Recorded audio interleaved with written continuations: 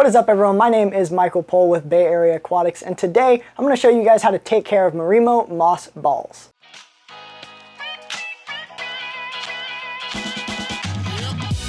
So, you know Marimo Moss Balls, everyone loves them. I'm just going to call them Moss Balls, by the way, because otherwise I trip myself up every single time. But they're those awesome little green balls of whatever they are that sit down at the bottom of the tank. They're super common in like betta communities, especially betta tanks.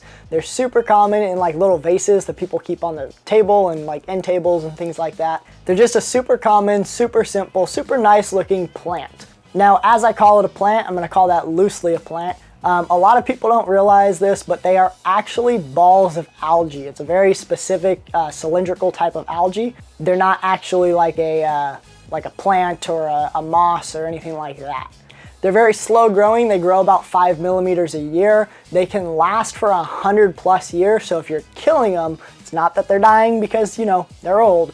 They last a long time. You're probably just not taking care of them properly. They grow about 5 millimeters a year and they last for 100+ years. A lot of people joke that they get passed down throughout generations.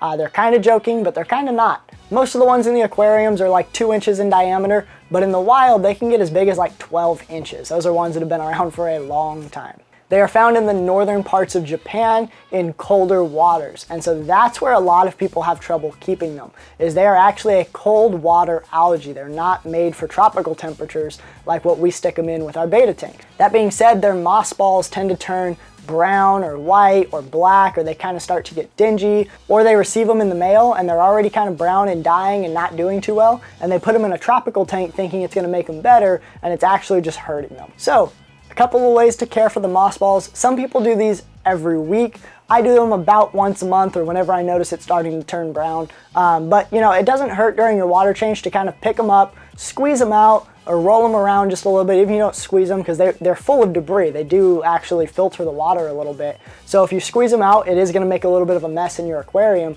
So I would only do it during a water change. But even throughout the week, you're going to want to sit there and kind of roll it around. My fish do it. My betta likes to push them around, so I don't really worry about it too much. But the other thing is, if you don't move them at all, they tend to grow a little lopsided because the light's all coming from the top, and so you get these weird shaped moss balls. The other thing that's really, really good for them is what a lot of people say, giving them a vacation. And so basically what they're doing is they pull them out of the aquarium, they give them a nice good cleaning in like a Tupperware bin or whatever, and then they stick them in some dechlorinated water, and they put them in a fridge for like, I've seen some people do it just overnight for like 12 hours. I've kept them in the fridge as long as 2 or 3 days. Not usually because I mean to, but normally because I forget they're there. And I pull them out when I can. And what they do is it gives them kind of a chance to recharge. And they tend to come out looking a lot more green and like a nice, deep, vibrant green than when they went in. It's really good for the moss balls. You know, some people have to do it every week. Some people do it, you know, more often, less often, whatever it may be, but it's really, really good. Another thing that I read online a lot is a lot of people add a little bit of aquarium salt. I don't do that just because I've got some other plants and stuff in the tanks, and you know, it's not necessarily good for it, but that might work too. But the fridge is super easy, super, you know, not complicated, and most people own a fridge. So like I said, all you're going to want to do, you're going to want to pull them out of the tank, give them a nice good cleaning. I usually refill the Tupperware 2 or 3 times with water. That way I just make sure that all of the gunk is out of it. It's nice and clean, there's no food. I don't pull too hard because you can rip them open and damage them.